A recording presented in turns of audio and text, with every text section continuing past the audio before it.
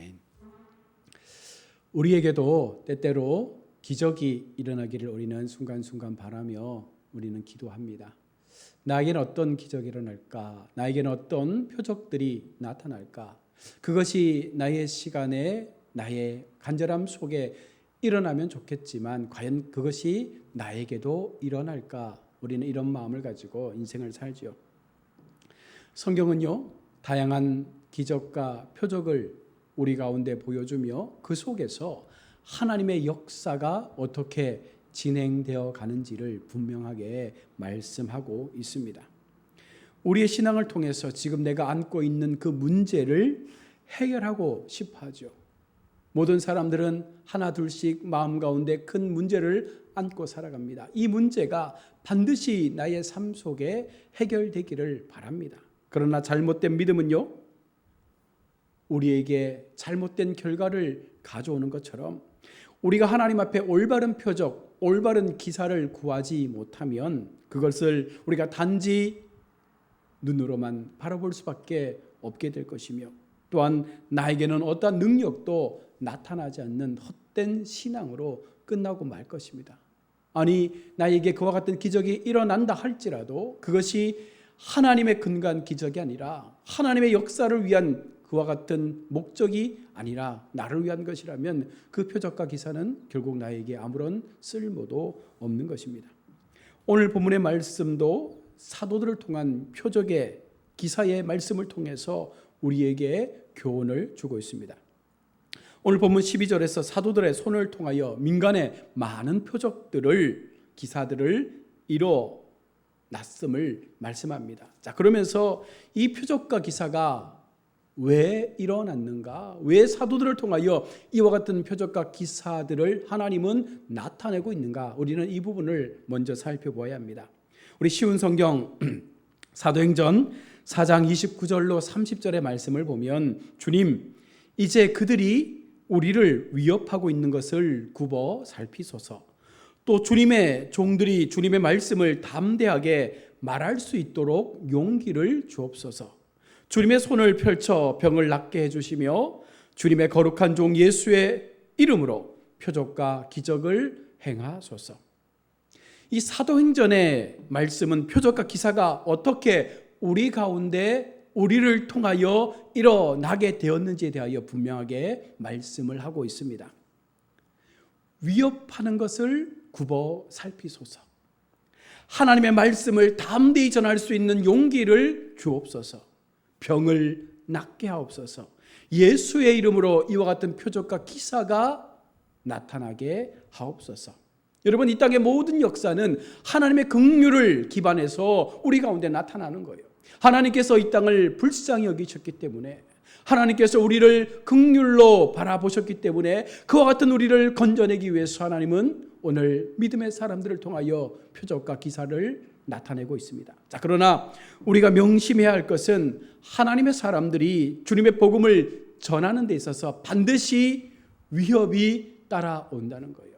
순탄하게 우리가 복음을 전할 수 있으면 좋겠지만 우리가 하나님의 복음의 선구자로 나아갈 때에 세상은 우리를 위협한다는 것입니다. 그래서 하나님은 그와 같은 위협으로부터 우리 성도들이 더 담대하게 하나님의 복음을 전할 수 있도록 표적과 기사를 일으켜내는 것입니다. 또한 성도들을 여러분 하나님의 복음의 담대한 도구로 그렇게 사용하기 위해서 우리 가운데 표적과 기사를 허락하시는 것이죠. 세상 사람들은 눈에 보이지 않으면 믿으려 하지 않습니다. 때때로 하나님은 인격적으로 우리가 하나님께로 다가가기를 원하지만 세상 사람들은 보여주어야지만, 확신시켜 주어야지만, 손에 쥐어 주어야지만 그들은 믿으려고 한다는 것입니다. 그래서 때때로 완악한 시대 속에 하나님은 표적과 기사를 통하여 그들 속에 참 하나님의 복음이 증거되도록 하셨다는 것입니다. 그리고 성도를 통해서 연약한 육체를 회복하는 도구로 사용하시는 거예요. 많은 성도들이 있습니다. 때때로 그들 가운데 신유의 은사를 통해서 하나님은 그들의 손이 닿는 곳에 하나님의 치료의 역사가 일어날 수 있도록 하나님은 그렇게 하나님의 방법들을 이루어가는 것입니다. 그러나 이 모든 것의 중심은 무엇입니까? 바로 예수 그리스도의 거룩함을 통하여 이 모든 표적과 기사가 우리 가운데 나타나며 증거되어져야 한다는 것입니다. 하나님은 이 모든 것을 나타내기 위해서 표적과 기사를 때때로 사용하여 하나님의 사람들을 통해서 주님의 나라가 증거되도록 하기 위한 방법으로 이와 같은 일들을 이루어내는 것입니다. 자, 거듭 말하면 하나님께서 보여주신 표적과 기사는 복음 선포와 전도의 방편으로 주신 거예요. 우리가 좀 더 하나님을 전할 수 있는 어떤 무기를 장착시켜 줍니다. 물론 하나님의 말씀이 가장 강력한 무기이지만 패역한 시대 속에 그들의 눈에 하나님이 어떤 분이신지를 보여주기 위해서 표적과 기사의 역사를 일으켜내는 것입니다. 또한 이러한 표적과 기사는 거룩성을 회복하기 위한 증거를 나타내기 위해서 하나님은 그와 같은 교회 속에 이와 같은 기적들을 보여주는 거예요. 아나니아와 삽비라의 사건처럼 하나님께서 하나님의 거룩성을 훼손하는 자가 어떠한 벌을 받게 되는지를 분명하게 증거하는 것입니다. 하나님은 무엇보다도 당신의 이름이 거룩히 여김을 받으시기를 원하고 하나님의 그 영광이 세상 가운데 선포되어지기를 바라고 하나님의 이름이 모욕되지 않고 하나님의 그 거룩한 이름이 세상 가운데 온전함으로 나타나기를 원한다는 것입니다. 그러기에 오늘 우리 성도들이 하나님 앞에 그 거룩성을 회복해가며 우리의 마음 가운데 있는 모든 거짓들을 제거하며 진실함으로 하나님 앞에 세워져 가야 한다는 것입니다. 내게는 능력이 없으나 하나님께서 필요하시면 나와 같은 자에게도 하나님의 능력을 허락하셔서 그와 같은 표적과 기사를 나타낼 수가 있다는 것입니다. 그러기 위해 우리는 날마다 하나님 앞에 거룩한 통로, 깨끗한 통로가 될 수 있는 준비를 해야 하는 것입니다. 하나님은 그와 같은 사람들을 찾으시고 그와 같은 사람들을 통해서 역사하는 것입니다. 우리는 신앙 여정에서 때때로 하나님의 표적과 기사가 앞서 말씀드린 대로 내게도 일어났으면 좋겠다라고 생각하죠. 여기서 우리가 명심해야 할 것은 성경이 말씀하시는 그 표적과 기사가 나를 위한 것이 아니라 하나님의 복음 사역과 하나님의 나라를 위한 도구로 사용되어진다는 것을 우리가 명심하면서 때때로 내게도 그와 같은 능력을 허락하시고 때때로 내게도 그와 같은 표적과 기사의 중심에 설 수 있는 은혜를 주실 때에 이 모든 중심에 예수 그리스도의 영광이 나타날 수 있도록 우리 날마다 나를 더 겸손하게 낮춰야 하는 것입니다. 이어 사도의 표적과 기사에 대한 사람들의 반응을 오늘 본문 12절과 16절은 우리 가운데 보여주고 있습니다. 하나님의 표적과 기사가 일어나는 그와 같은 장소 속에 어떤 사람들, 어떤 무리들이 모여 있는가? 12절 말씀을 보시면 믿는 사람은 모두 한 마음으로 솔로몬 행각에 모였습니다. 여러분, 하나님의 기적과 표적이 일어나는 곳에 모든 믿음의 사람들이 어떻게 모이는 거예요? 한 마음으로 모이는 거예요. 어쩌면 그 한 마음들이 모여서 오늘 기적을 행하는 사도들 속에 그 마음이 전달되어지고 하나님은 그와 같은 곳에서 놀라운 하나님의 일하심을 나타내고 있는 줄로 압니다. 또한 13절에 보시면 다른 사람은 그 모임에 끼지 못했다라고 말씀하고 있죠. 아마 이들을 우리는 불신자라 말할 수 있습니다. 믿음의 사람들은 한 마음으로 기뻐하며 하나님의 표적과 기사 앞에 함성하며 감격할 때 또 다른 무리들은 그 모임에 들어오지 못하는 거예요. 하나님의 그 즐거움에 하나님의 그 놀라운 회복하심의 은혜 속에 들어오지 못하는 것입니다. 그런데 여러분, 중요한 것이 무엇입니까? 그러나 백성들 사이에는 그들을 칭송하는 소리가 자자했다라고 말씀하고 있습니다. 믿지 않는 사람들조차도 그와 같은 장소에 모여있는 수많은 사람들이 그 안에 들어오지 못한다 할지라도 그들이 하나님을 모른다 할지라도 하나님은요, 하나님의 기적과 표적을 통하여 하나님의 영광이 자자할 수 있도록 그렇게 일하시고 있었던 것입니다. 14절 말씀에 더 많은 사람이 주를 믿게 되고 그 수가 날마다 늘어난 것입니다. 하나님의 역사를 통해서 하나님의 일하심이 그들 가운데 나타나게 될 때에 더 많은 무리가 하나님을 믿고자 하는 마음으로 다시금 그들의 삶을 하나님께 올려드리며 그 믿음의 수가 더 늘어났음을 오늘 성경은 말씀합니다. 그러면서 15절과 16절에서는요, 더하여서 근처 마을에서도 환자들과 더러운 귀신 들린 사람들을 데리고 몰려들었다라고 말합니다. 그런데 더 놀라운 사실은 무엇입니까? 그렇게 몰려왔던 수많은 하나님을 알지 못했던 귀신 들린 사람들, 병자들을 하나님은요, 모두 다 고쳐준 것입니다. 그들 모두가 고침받았다라고 성경은 분명하게 오늘 우리에게 말씀하고 있는 것이죠. 무엇일까요?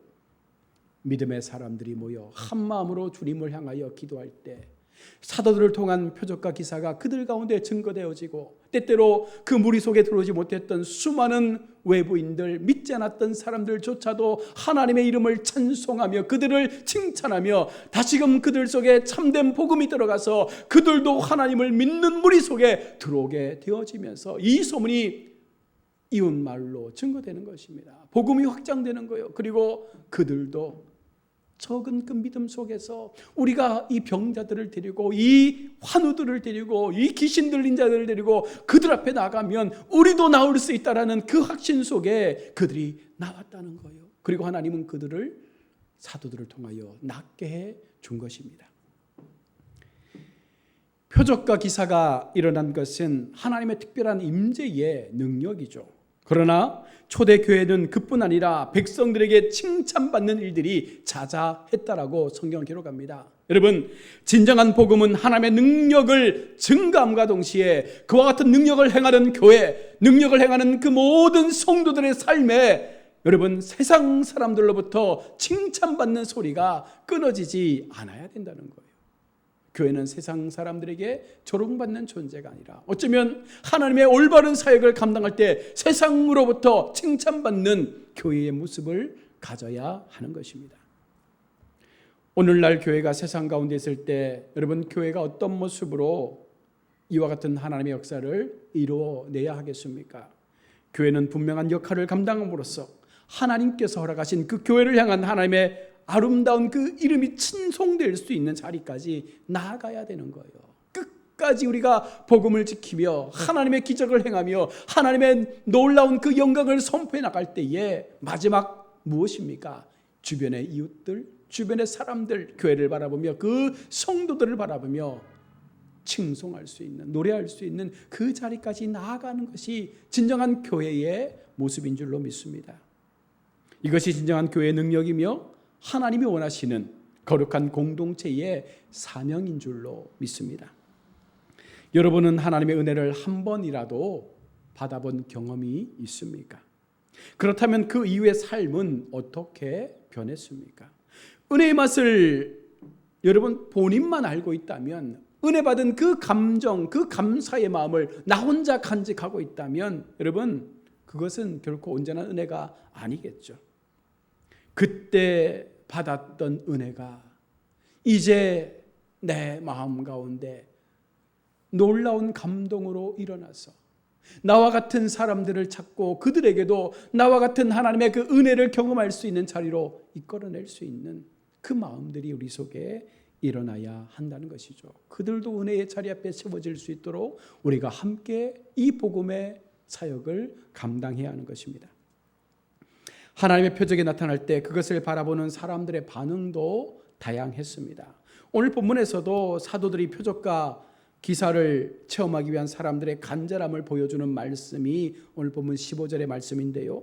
베드로가 지나갈 때 혹 그의 그림자라도 누구에게 덮일까 바라고. 베드로가 지나갈 때 그 손을 만지는 것이 아닙니다. 그의 그림자라도 자신에게 덮일까 하는 마음을 가지고, 그 기대를 가지고 그들은 그 주변에 머물러 있는 것입니다. 그림자라도 누구에게 덮일까? 여러분, 그들의 큰 믿음을 보여주는 어쩌면 단편적인 고백일 수 있습니다.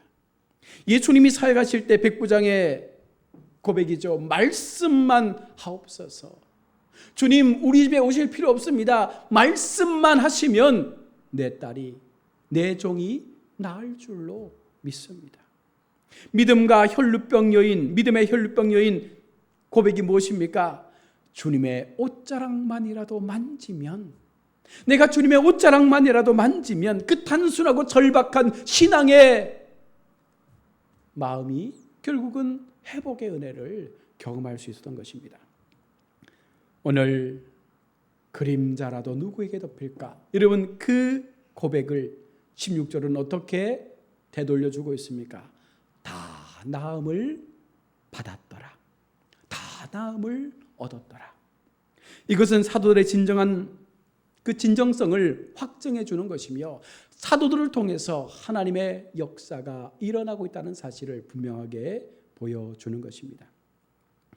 그들의 사역이 그리스도의 사역을 이어가고 있음을 보여주는 것입니다. 그래서 사람들이 하나님의 사람들, 하나님의 사도들을 함부로 대할 수 없도록 그들의 거룩함이 얼마나 강한 능력이 있는지를 세상 가운데 나타내주고 있는 것이죠. 그리스도의 초청에 대한 응답은 치유와 회복이었습니다. 믿는 자의 수가 날마다 더하는 초대교회의 성장을 가져다 준 것입니다. 여러분, 우리에게 간절한 믿음이 있고 그 믿음의 행위를 우리의 삶을 통하여 나타낼 때 하나님은요, 오늘도 이와 같은 표적과 기사를 통하여 우리에게 나음을 허락하시는 은혜를 베풀어 준다는 것입니다. 비록 작은 믿음이라 할지라도 의심치 않고 하나님께로 나아가기를 원할 때 그림자라도 내게 덮이기를 바라고 주님의 옷자락으로 만지고 싶은 그 마음, 주님 말씀만 하여 주시면 내가 낫겠다라는 그 마음만 가지고 하나님께 나아가도 하나님은 우리를 기억하시고 우리의 신앙 속에 하나님의 진정한 회복의 은혜를 허락해 주실 것을 분명하게 말씀하고 있는 것입니다. 여러분, 의심치 않고 하나님을 향하여 우리의 믿음을 드릴 때 하나님은 다 낫게 하시는 놀라운 회복을 허락해 주셨습니다. 여러분, 우리 주님의 그와 같은 사랑을 기억하면서 과연 나는 하나님 앞에 어떤 은혜로 살고 있는가? 하나님이 내게 주신 그 은혜를 통하여 나는 어떻게 세상 가운데 이것을 전하고자 하는 마음을 가지고 있는가? 나를 통하여 나타나고 있는 표적과 기사는 무엇인가? 내가 경험하고 있는 표적과 기사는 무엇인가? 그 속에서 나는 과연 어떤 모습으로 하나님 앞에 나의 믿음을 증거하며 또한 나의 온전한 신앙의 삶, 거룩한 신앙의 삶을 통하여 어쩌면 내 주변의 사람들이 과연 나에게 하나님을 경험할 수 있는 모습을 보고 있는가? 주변 사람들이 과연 나의 신앙의 모습을 통하여 하나님 앞에 영광의 박수를 올려드리고 있는가? 여러분, 이 모든 것들을 우리가 돌아보면서 다시 한번 우리의 마음, 우리의 신앙, 우리의 삶의 모든 것들을 하나님 앞에 점검하시는 복 있는 우리 모든 성도님들의 삶이 되기를 주의 이름으로 축원합니다. 아멘.